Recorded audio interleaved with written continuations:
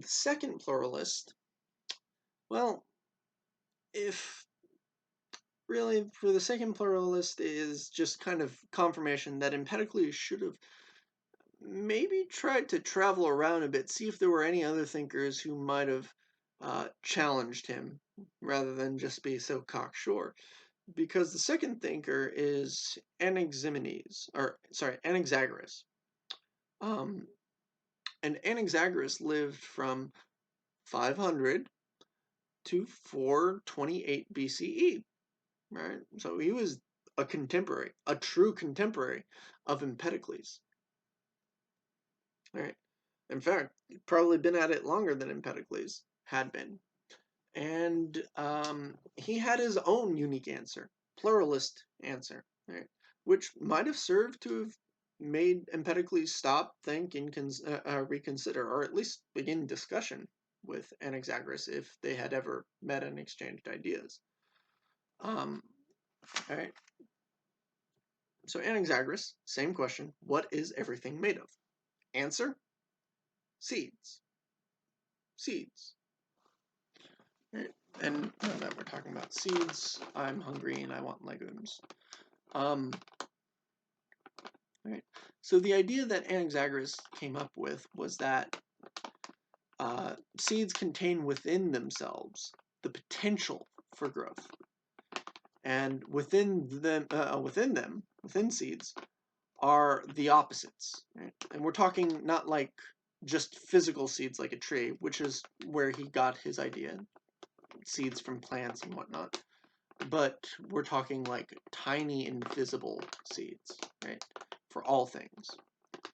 So within these seeds exist the opposites which struggle. So we see an influence from Heraclitus in this, right? And fight for dominance, right? Some seeds have a different balance of the opposites to them than others.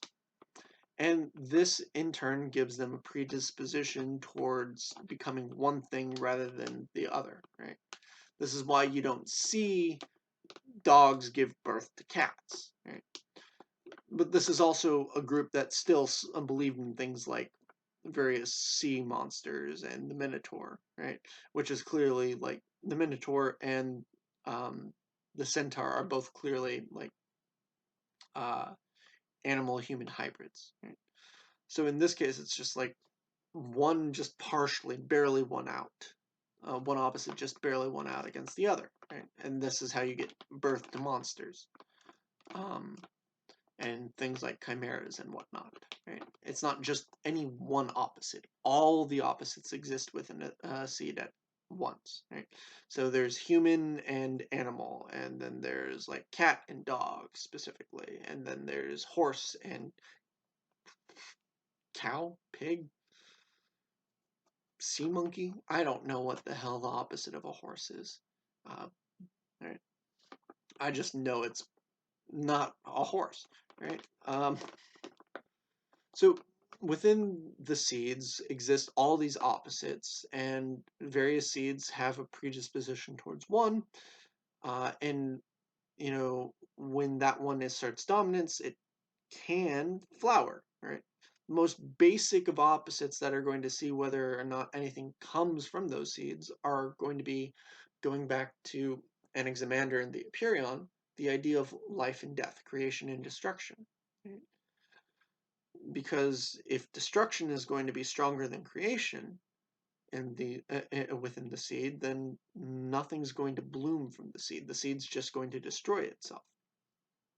But if creation is stronger, then you have the leeway towards growing something growing from it.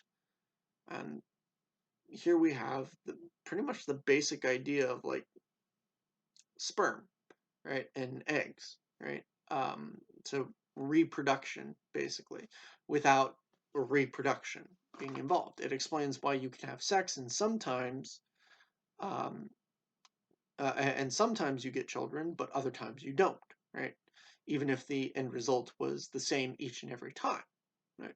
So this provides the ancient world with an explanation, a metaphysical explanation for a very natural act too, which I think is interesting. You can have your own thoughts on that.